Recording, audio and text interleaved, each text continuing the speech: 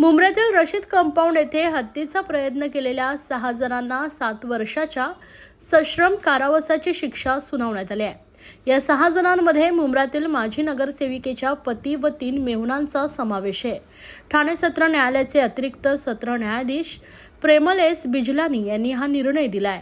मोहम्मद सगीर उर्फ राजू अन्सारी, सरफराज अन्सारी, रमीज अन्सारी, मुश्ताक अहमद शेख, मोहम्मद सलीम अब्दुल, खालिक शेख आणि रईस अन्सारी अशी आरोपींची नावे आहेत। आरोपींच्या आईने फिर्यादी तेली यांच्या चिकन शॉप जवळ कचरा फेकला व येथे कचरा टाकू नका, कचरा पाहून ग्राहक आमच्या दुकानात येत नाहीत, येथून उचला असं सांगितल्यावर हा वाद वाढला होता।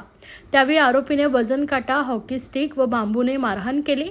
या खटल्यात सरकारी वकील म्हणून विनीत कुलकर्णी यांनी काम पाहिलं, तर तपासी अधिकारी म्हणून पोलीस निरीक्षक शैलेंद्र नगरकर आणि सहपोलीस निरीक्षक एसएम जाधव, न्यायालयाचे लिपिक हवालदार विद्यासागर कोळी यांनी तपासी अधिकारी काम केलंय।